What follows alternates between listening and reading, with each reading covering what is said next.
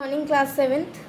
This is your third video of chapter number 4, the creation of an empire. Last video में हमने पढ़ा था अकबर की रिलीजियस पॉलिसीज़ के बारे में, उसके बाद जहांगीर के बारे में पढ़ा, शाहजहां के बारे में पढ़ा, औरंगजेब के बारे में पढ़ा। अब हम अपना चैप्टर आगे कंटिन्यू करते हैं। अब हम पढ़ेंगे द मुग़ल एडमिनिस्ट्रेशन के बारे में कि वहाँ का मुग़ल का जो प्रशासन था वो कैसा था। The Mughal court similar to the Delhi Sultanat, the Mughal court was quite सेरेमनियल।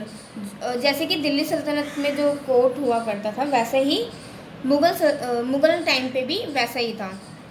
While the empire sat on the throne, the nobility and the officers either sat on stood around him depending on the hierarchy. The Mughal courtly culture promoted Persian as the language of culture and Urdu as the language of administration.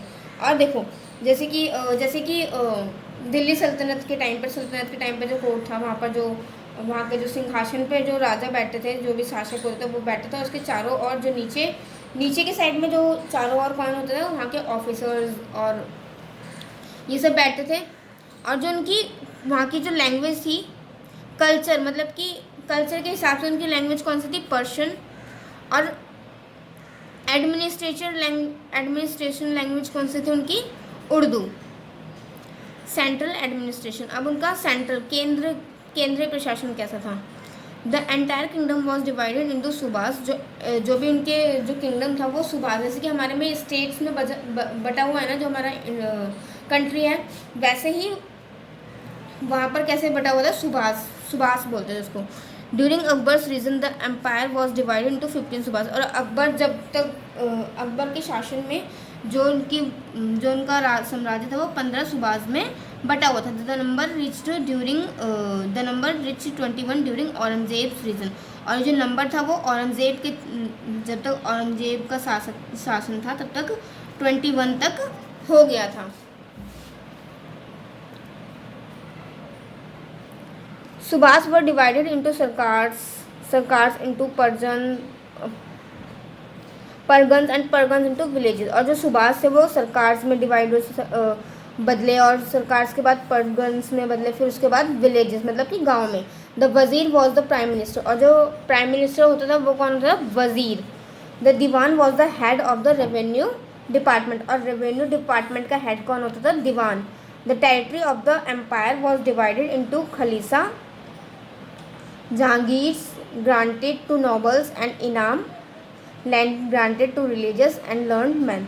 और जो territory थी वो कैसे divide थी, खलीसा, जहांगीर और इनाम, इन तीनों के ऊपर जो थी वो टेरिटरी डिवाइड थी। ये तीनों जो थे वो वहाँ का जो भी मतलब रेवेन्यू कलेक्ट करना और जो भी काम होता था ये तीनों देखते थे। Mir Bakhshi looked after the military department, और जो मिलिट्री डिपार्टमेंट था वो कौन देखता था, मीर बख्शी उसका ध्यान रखता था कि मतलब कि जो भी वहाँ पे नीड है और जो भी चीज़ें हैं वो कौन ध्यान रखता था, मीर बख्शी। द खान ए समान looked after the royal house hold, और जो उनका शाही जो घर था उसकी देखभाल कौन करता था, खान ए समान। The qazi was the chief जज, और वहाँ का चीफ जज कौन था, काजी। He appointed qazis kept a watch on their court, और उन्होंने उनको किस लिए हायर कर रखा था कि जो भी कोर्ट में जो भी एडवाइस उनको देनी है वो उनको देगा, और जो भी उनके मैटर्स हैं छोटे मोटे वो उनको सॉल्व करेंगे, ठीक है। अब इसके बाद है प्रोविंशियल एडमिनिस्ट्रेशन, मतलब कि उनके राज्य का प्रशासन कैसा था।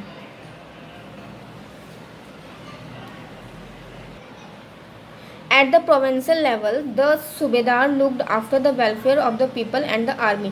अब प्रांतीय मतलब कि राज्य स्तर पर भी जो सूबेदार होते थे वो क्या करते थे, लोगों के वेलफेयर के लिए और आर्मी के वेलफेयर के लिए ध्यान रखते थे। उनका जो काम होता था उस पर ध्यान रखते थे कि उनको क्या नीड है, उनके हक के बारे में ध्यान रखते थे, ठीक है। कौन रखते थे, सूबेदार। He was also support to take activities such as building of serais, well, gardens, rest house, roads etcetera. और वो जो थे वो क्या एक्टिविटीज़ भी करते थे, जैसे कि बिल्डिंग्स बनाते थे और वेल्स, कुएं बनवाते थे, गार्डन और रेस्ट हाउसेज का निर्माण करवाते थे, रोड बनवाते थे। The revenue department was headed by the diwan, और जो रेवेन्यू डिपार्टमेंट था वो उसका हेड कौन था, दीवान। He maintained accounts and the revenue और एंड सैलरीज, और वो क्या करते थे, वो जित लोगों की सैलरीज और जो टैक्स जो वो लेते थे उसको उसकी मेंटेन मतलब उसको मेंटेन करते थे, ठीक है। Military matters came under the purview of the Bakhshi, और जब मिलिट्री थी वो किसके अंडर आती थी, बख्शी। सुभाष were the further sub divided into district और सरकार, जो सुभाष थे वो बाद में डिस्ट्रिक्ट और सरकार में डिवाइड कर दिए गए थे। The two main officers at this level were the फौजदार एंड द अमल गुजार, और इस पर दो ऑफिसर्स बनाए गए थे जो कि उनका ध्यान रखेंगे, कौन कौन, फौजदार और अमल गुजार। द फौजदार was responsible for the maintenance of law and order, और जो फौजदार था वो किसका ध्यान रखता था, वो अपने प्रांत मतलब कि अपने राज्य में नियम और कानून बने रहें इसका ध्यान रखता था। He had to ensure a safe passage for traders and travellers, और वो एक अच्छी यात्रा, जो भी ट्रैवलर्स वहाँ पर आते थे और जो भी पैसेंजर्स वगैरह थे उनके लिए अच्छी चीज़ें प्रोवाइड करता था, उनका ध्यान रखता था, जो भी वहाँ पे व्यापार करने आता था या वहाँ पे जो घूमने आता था उनके लिए, ठीक है। Sometimes he also had to assist the amalguzar, और कभी कभी अमल गुजार को भी उसको असिस्ट करना पड़ता था, मतलब उनको समझाना पड़ता था। द अमल गुजार और the अमिल surprise revenue collection in the सरकार, और जो अमल गुजार होते थे वो क्या करते थे, वो सरकार मतलब कि जो भी उसमें जो टैक्सेस होते थे उसको कलेक्ट करते थे। एवरी सरकार had a tender who maintained, और जो सरकार होते थे उनका भी एक टेंडर होता था जो कि उनके अंडर जो लॉ और ऑर्डर है वो बनाए रखता था, और जो मिलिट्री सप्लाईज है उसको प्रोवाइड करवाता था। Sarkars were divided into parganas which were in turn made of villages, सरकार जो थे वो परगन में डिवाइड हुए जो कि बाद में विलेजेस में बदल गए। The administrative officials as this level include the shiqdar and the amil of the and amil at the level pargana level and the muqaddam and the patwari at village level. अब जब सरकार थे उस टाइम पर वो कौन क्या वहाँ पर कौन देखभाल करता था, सिकंदर, ठीक है। और जब अमील आए तो जब परगना लेवल था तब वो अमील वहाँ की देखभाल करते थे, और जब विलेज लेवल जब वो विलेज में कन्वर्ट हो गए तब वहाँ की देखभाल कौन करता, muqaddam and pavitri and patwari, sorry muqaddam and patwari, right. और जो कि क्या करते थे, वहाँ का लॉ एंड ऑर्डर मेंटेन करते थे, वहाँ से टैक्स लेते थे, और जो भी उनका जो ज़मीन का रिकॉर्ड होता था वो भी मेंटेन करके रखते थे, अपने पास सारी ज़मीनों का रिकॉर्ड रखते थे। नेक्स्ट है military administration, the mansabdari system. Emperor Akbar introduced the mansabdari system. The word mansab means a rank of a position. Akbar जो थे उन्होंने ये सिस्टम इंट्रोडक्शन किया था, मतलब कि उनके द्वारा ये सिस्टम बनाया गया था। और मनसब का मीन्स क्या होता है, एक पोजीशन होती है। मनसब एक पोजीशन, जैसे कि हमारे स्कूल में प्रिंसिपल होते हैं ना, एक पोजीशन होते हैं प्रिंसिपल की, वैसे ही मनसब एक पोजीशन होते हैं, ठीक है। A mansabdar therefore was a person with a special position of और रैंक। ये एक पर्सन होता है जो जिसकी एक अलग ही पोजीशन होती है और अलग रैंक होते हैं, which determined his salary and military responsibilities, जो कि मिलिट्री की जो भी रिस्पॉन्सिबिलिटीज़ है उसको बताते हैं, और जो सैलरी है वो उसको भी डिसाइड करते हैं किसकी कितनी सैलरी होगी, ये सब करते हैं। मनसबदार वर प्रमोटेड, डिमोटेड और ट्रांसफर्ड बाय एम्पायर डिसीजन, और जो शासक है उसके द्वारा जो मनसबदार होते हैं वो प्रमोट भी किए जा सकते हैं, मतलब कि उनको किसी दूसरे पोस्ट पर भी पहुंचाया जा सकता है, और डिमोट भी किया जा सकता, मतलब कि उनको जो मनसबदार से हटाकर किसी नीचे वाले पोस्ट पे भी रख सकते हैं, और कहीं और ट्रांसफ़र भी कर सकते हैं वहाँ के शासक के ऑर्डर के through. A mansabdar ranks was based on 2 element, Jat and सवार, और जो मनसबदार की जो रैंक है वो 2 एलिमेंट पे बेस्ड है, जत and sawar. Zat was a mansabdar own salary while sawar was the number of cavalry man under him. और जो जत होता है वो मतलब क्या होता है, जत का मतलब कि जो मनसबदार की जो खुद की जो सैलरी है वो, और सवार मतलब होता है जितने भी लोग उसके अंडर काम कर रहे हैं उनसे है। Each cavalry man under his was expected to maintain 2 horses, और उसके अंडर जितने भी कैलेवरी मैन थे, मतलब जो सैनिक वगैरह थे उसके अंडर वो उनके पास उन हर किसी के पास 2 घोड़े होते थे, ठीक है। The salary of mansabdar was fixed in cash but paid in the form of taxes from the Jahangir he was granted. जो मनसबदार की सैलरी थी वो कैश में डिसाइड फिक्स्ड की गई थी, बट उनको कैसे मिलती थी, वो जो सैलरी थी वो उनको कैसे मिलती थी, जो भी जो लैंड जो जहांगीर होते थे वो टैक्स के लैंड के द्वारा उसको जो सैलरी थी वो पे की जाती थी, उनको ज़मीन दी जाती थी उसके बदले में। Fulfil his household expenditures as well as pay the salary of his soldiers. और वो जब उसके घरों की जो ज़रूरत होती है उसको फिल करने के लिए वो क्या करते थे, अपने जो सोल्जर्स थे उनको भी सैलरी पे करते थे। The rank of mansabdar was not hereditary. After his death his Jagir could be assigned someone else. जो भी उनके मनसबदार होते हैं, उनकी जो पैसे वगैरह होते हैं, जो भी उनकी प्रॉपर्टी होती है वो उनकी मरने के बाद उनको उनके बच्चों को या उनकी फैमिली को नहीं मिलती, वो किसी और को दे दी जाती है। Agriculture in Mughal India. अब मुगल के टाइम पर एग्रीकल्चर की बात करते हैं। Agriculture in Mughal India remain the most important source of economic. अब इंडिया में देखो सबसे मतलब सबसे ज़्यादा जो काम होता है वो क्या होता है, एग्रीकल्चर, मतलब खेती बाड़ी। और मुगल के टाइम पर भी क्या था, पैसे कमाने का सबसे अच्छा तरीका क्या था, एग्रीकल्चर, मतलब कि खेती बाड़ी करना। और large number of crops were cultivated by applying advance techniques. और जो क्रॉप से जो खेती की जाती है वो बहुत ही अच्छे नंबर, मतलब कि लार्ज नंबर पर की जाती थी, ज़्यादा तादाद में खेती की जाती थी और बहुत ही एडवांस टेक्निक्स के through. The Mughal empire was divided into different zones such as rice, wheat and millet zones. और जो मुगल एम्पायर था वो डिफरेंट जोन्स में डिवाइड किया गया था। कुछ जगह पर चावल उगाए जाते थे, व्हीट उगाए जाते थे और अदर चीज़ें। Apart from food crops the cultivation of a number cash crop also formed integral part of agriculture. और फूड क्रॉप जो होती वो तो उगती थी, उसके अलावा भी कैश क्रॉप्स भी वहाँ पर उगाई जाती थी।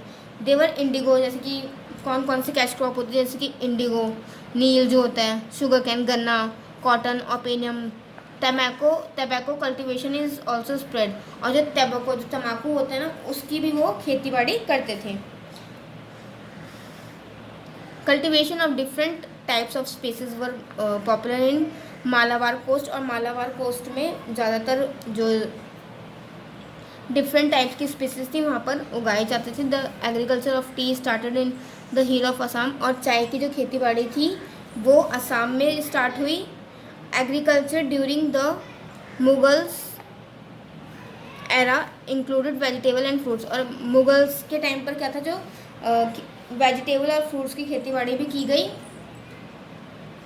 During Mughal rule the Indian economic was considered at the second largest in the world. और मुगल के टाइम पर जो हमारी इंडिया की जो इकोनॉमिक थी वो पूरे वर्ल्ड में सेकेंड नंबर पर आती थी, ठीक है। आगे हम पढ़ते हैं land revenue system. Akbar design his land revenue system with the help of a brilliant revenue expert Raja Todarmal. Akbar जो था उन्होंने अपने जो लैंड रेवेन्यू, मतलब कि जो भी सिस्टम था जो टैक्स कलेक्ट करने का, वो बहुत ही ब्रिलियंट, बहुत ही अच्छे राजा के साथ उन्होंने डील की थी। किसके साथ, राजा तोदरमल।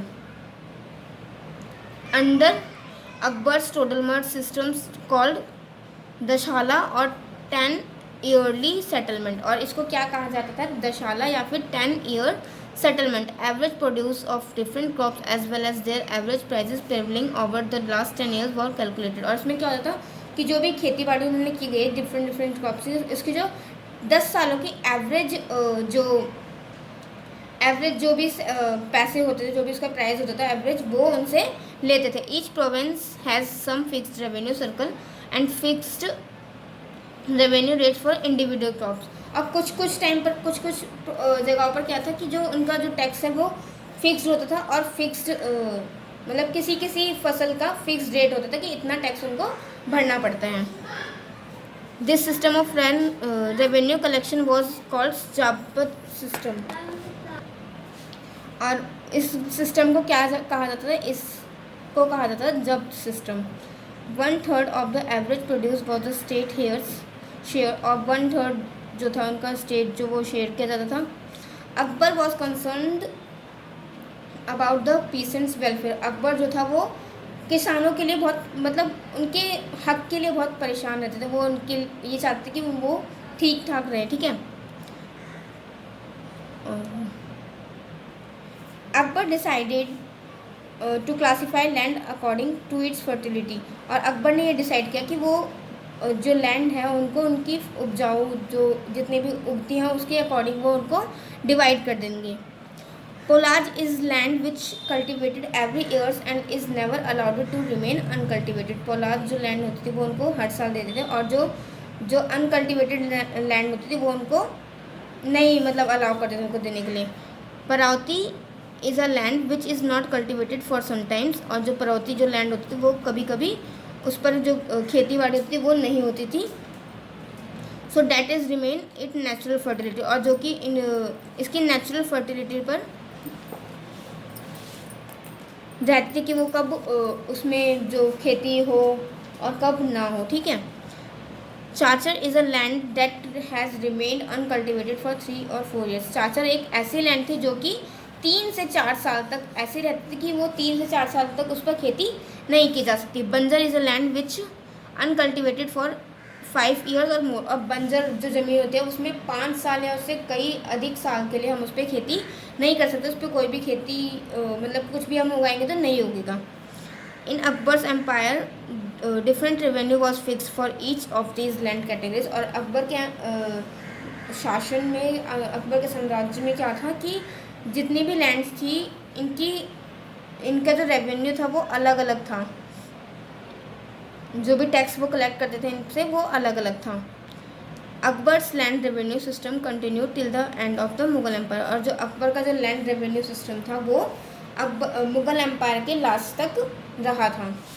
क्लास आपका चैप्टर यहीं पे फिनिश होता है।